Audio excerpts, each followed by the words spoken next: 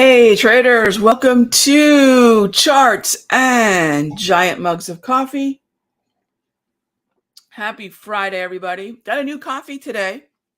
I got some coffee from a company called Stumptown. Oh my gosh, it is smooth. And I tend to make crazy, mud-like coffee. I can't even turn this into the crazy bitter mud that I usually make. It's really good. So trying some new stuff today.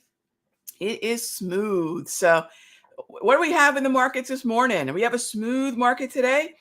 We have a core retail sales move that's been an interesting one. Let me bring you up to speed as to what I did so far with the HPMRs. And then, of course, as always, this show is about your questions, and we'll dive into that in just a sec. So we had a hot zone at 8:30. It was a core retail and retail sales hot zone.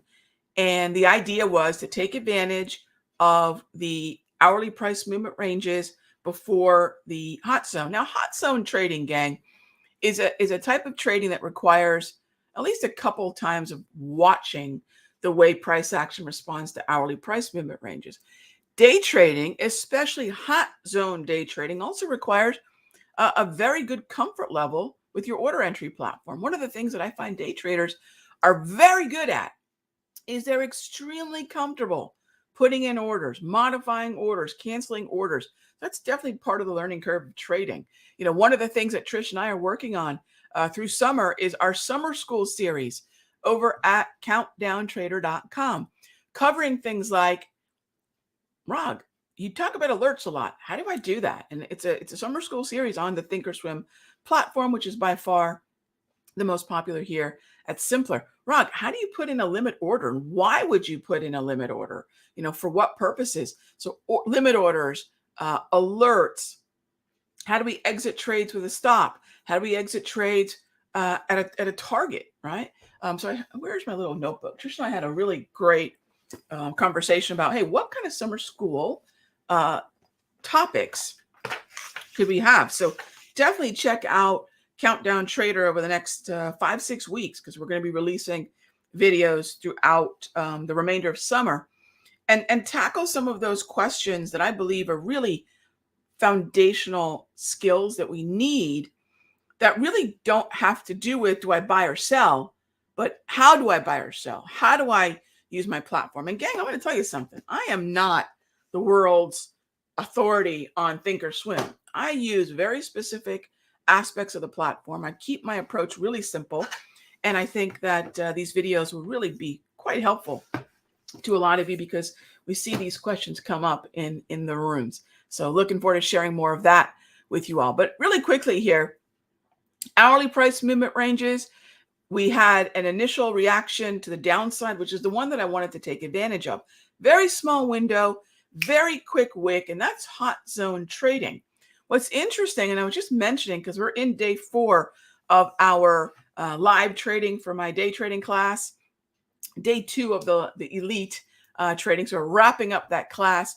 I am mentioning that, gang, because once we've wrapped up this class, the offer to, which is really a bundle, to be able to have the HPMRs for a year and get the class. After this, they uncouple. They're going to be unbundled, and they're going to have their own independent pricing. Right now, you take the class, you get a year's worth of HPMR updates. So that's going to end. And I'm just mentioning it because on Monday or Tuesday, when someone says, Rob, can I still get that class and that bundle offer? Because now I see they're 2 different prices, and I could have probably got both for about the same price. I don't know if that's ultimately what it's going to be, but I'll tell you right now, you get the elite, you get a year of HPMRs. Okay. Now, HPMRs, let me show you what bonds did with that hot zone. This is what they're designed to do. What is the typical range of a market, even in as high impact time as an 8:30 high impact economic release, aka a hot zone? This is their job. Do you see that? This is their job. And when you don't have the indicator on the screen, I'll tell you, gang, because a good part of my career I didn't have. It just looks like crazy wicks. Right? Why did the market go there and stop? Why did it go to the bottom and stop? right? And then once you put the HPMRs on there, it completely changes what those wicks meant. That's the power in them. And that's, basically the plan this, every 8:30 hunt zone. By the way, punchline today did nothing. Had nothing. I was looking for a quick short to the downside, which initially was the move. We didn't get high enough to trigger the short. And then on the low side, the window for the hot zone that then translates to the window for our regular pre-market day trading. The hot zone definitely created the volatility I wanted, but again, triggered no trade. And I started off that live trading session, by the way, reminding my traders, reminding myself, gang, there's no reason that we have to have a trade. We have the rest of Friday to focus on. So being flat is a position. All right. So that's what we did this morning. A quick glimpse into that. And let's jump into your questions because I see them stacking up.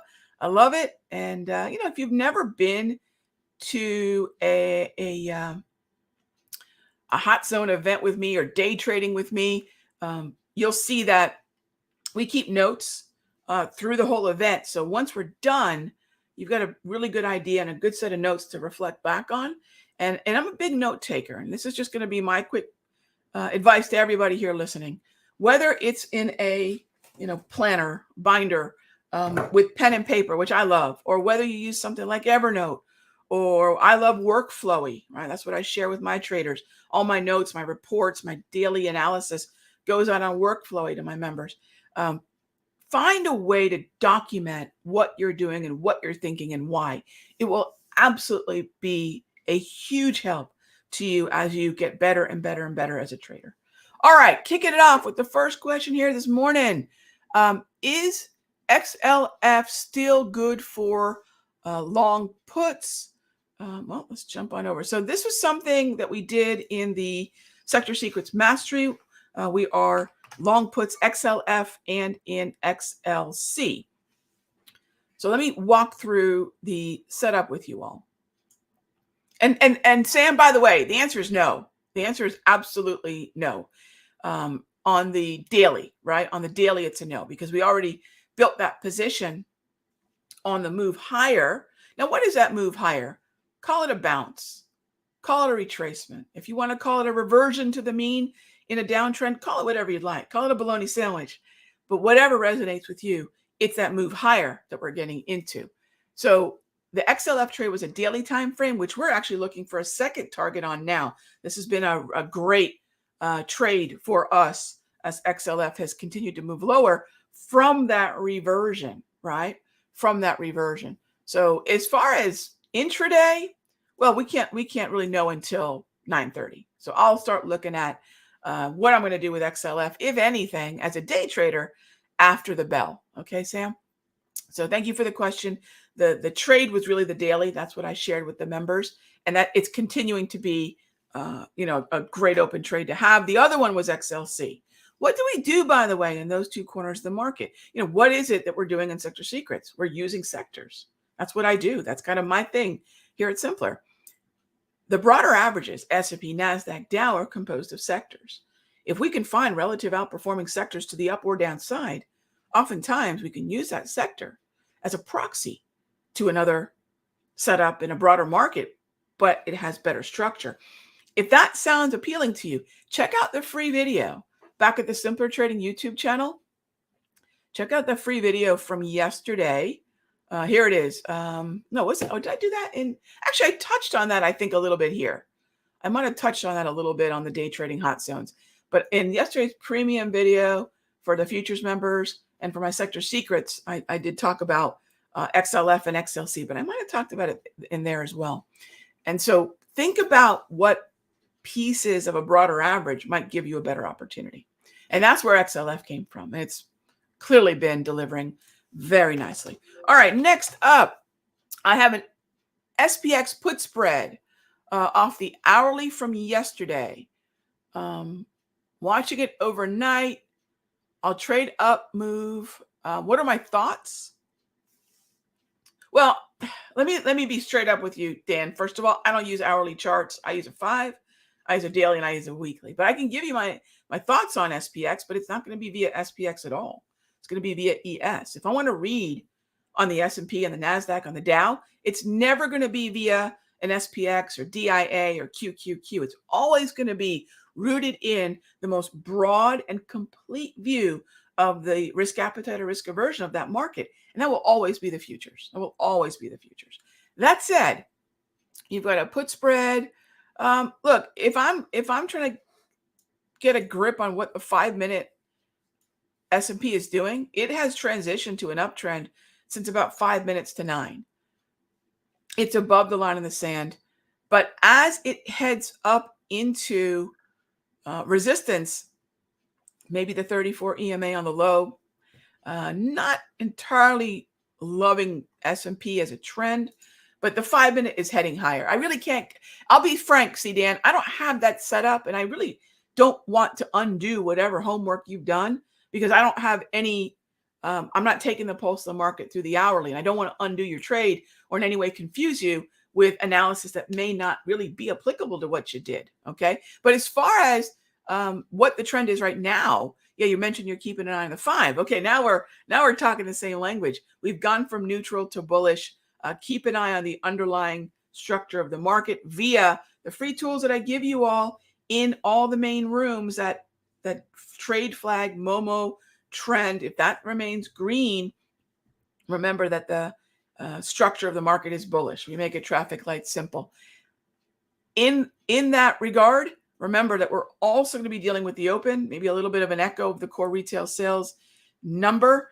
And, from a volatility perspective, support is waiting 38.08 and a half to 38.02 and a quarter. So if you're looking for hourly support that could continue to be how the market stair steps higher through the session, keep an eye on that hourly price movement range. So Dan, hope that helps in some way, but that's the way I'm viewing that right now. How the view of plan to bond swing put. I can look at bonds, but I have no idea what that means. I'm happy to look at bonds though. As far as getting short bonds, which I think, my friend, we are on the same page. I would look at that 142 handle on the ZB futures, and that would then translate to possibly puts on TLT. I am not a bond bull, but I have acknowledged that the previous downtrend is broken. And in that, respect the trend that was. That's 140-year-old Charles Dow wisdom. And I'll focus on an overbought, potential overbought short sell in futures or long puts in the TLT or the ZB. Okay. But yeah, I'd be like the short side of that, if that's what you're asking. Crude oil. My gosh, crude has been nuts. Crude has been absolutely crazy. I liked the buy, right? And one of the things I mentioned to my traders yesterday is we were waiting for conservatively either a minor low, which broke, and then now we're getting another minor low that has, as of the crude oil price of 97, north of 97, we have a minor low that has completed the conservative confirmation. Staying above 200 is a big deal, but what a crazy candle yesterday. Really frustrating because down in that area, 200 propulsion, minor low, break of the minor low candle high. This is bullish now, right? So really, really interesting and difficult crude journey, but it never went bearish. It never went bearish. It's been remaining oversold. Just when we go way off track in terms of volatility or way off track in terms of levels that we think should have a better grip as support or resistance, that's when being a trader can be tough. But Alan, yeah, I mean, I think some of you are still in the USO call that we took in the Sector Secrets room, and if you are, cool. That has now a Darvis box hold 200 propulsion hold, and a minor low confirmation north of 97 on CL. And that's what then translates to MCL, micro futures, and USO, the crude oil ETF. So yeah, interesting stuff there. What a journey that thing's been. All right, next up is what type, hey there, Nick, what type of stop loss orders do I use? I was using a trailing stop, but didn't protect my position in the extended market hours. Thank you. So when we say what type, it depends on the position. So stop loss orders are really stop orders. And stop orders in equities are applicable between 9:30 and 4, but they're not necessarily, after hours. After hours is futures or Forex, right? So when we have a stop in a stock, an ETF, or an option on either one of those, our world is 9:30 to 4. That's it, which I know you know, Nick. In terms of the futures, and Forex, that's where stops actually mean something, because the market's open and your order can actually be executed with some proximity to your price, not waiting for the market to reopen. So if I am dealing with an overnight position and I've now transitioned to a trailing stop, I got to sleep at some point. So I leave the trailing stop out there and just go to bed. It might be a break even. It might be a trailing. It's going to be just some sort of order that is physically put in the market, parked, right? That's going to be a protective order for me as I sleep. So it's just when you say what type, it depends on what stage of the trade we're in. If it's overnight and I've only hit the first target, it's a break even stop. If it's overnight and I've hit the first target and I'm on the way to the second target, I might put in a trailing. So it depends on what stage of that management that we are in. But yes, I think at night makes sense. We don't have access. I'm not going to have alarms going off on my phone, waking me up at crazy hours. Been there, done that, especially when I was a Forex trader. All right. Let's see. Next up is, do I have any thoughts on a C fade? Well, it's a trend. It's a trend. So I like to fade in chop, right? That's where I turn into Darth Fader. Oversold, overbought, slow stochastic, Darvis, right? I fade and chop. C is a trend, Delta. So what I would say is I need a rip higher, a la what we saw, say the 28th or the 8th. So 28th of June or July 8th. But I think, we're on the same page in many ways, Delta, because instead of trading Citi actually the exact same days, I traded XLF instead. And the reason I went with XLF instead is when I crack open an ETF and I see a number of those high concentration weighted stocks that are all heading lower, rather than playing an individual boat, especially during earnings season, rather than playing an individual stock, an individual boat, I'll play the tide, right? And those are decisions that we make in the Sector Secrets room as far as a stock versus the ETF, or a sector versus the index ETF. So I like the idea, but we need another bounce. All right.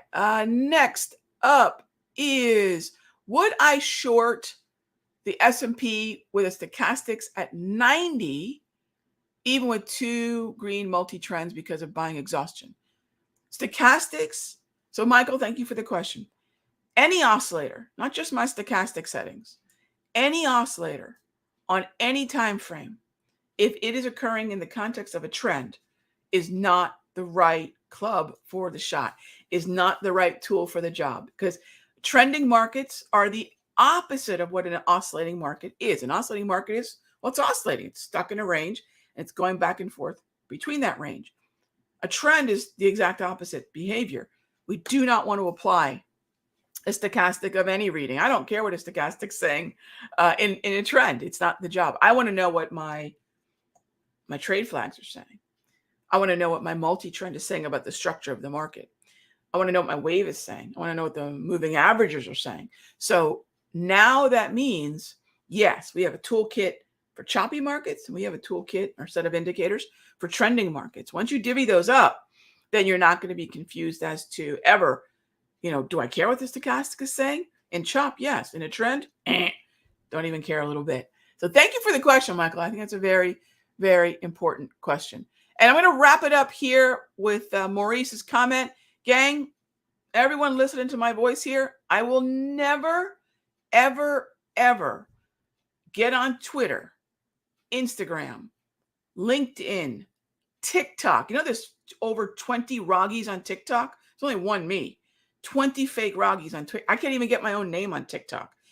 TikTok, any social media. I will never solicit you for crypto or anything else. There are some serious scumbags out there who are pretending to be me, chatting it up with my members and saying, hey, I'll manage your money. And gang, it's not me. Tell that scumbag, whoever it is, to go pound sand. I want to walk into the woods with them and come back alone. People ripping off my members. Violence has to happen, really. So please, please, please remember, I will never do that. If someone reaches out to you saying it's me via any of those social media outlets, tell them to pound sand, right? Tell them to pound sand. I absolutely loathe those people, and there's nothing really we can do about it. We report, and for those of you wondering, Rog, report it, gang. We report one and 10 more pop up. This is just the best thing to do is be armed with the information, but I will never do that. So thank you for that, Maurice. I really appreciate it. Block them. Tell them Raghee said beep. And and please know that none of us at Simple will ever do that. We will not solicit you via social. All right, gang, I got to go. We've got the last day of elite trading happening now. If you want the bundle of the class and in a year's worth of the hourly price movement range indicator, it must be updated to represent the most current volatility, much like, say, implied volatility needs to be constantly in a state of updating and reacting. Check it out. Again, I'm reiterating it now because it's as good a deal as you're going to get ever that I know of on this, because it's the class and a year's worth of updates. All right. Be good to each other. Have a wonderful weekend. I'll see you Sunday for our Weekly Notes live show. Until then, gang, be good to each other.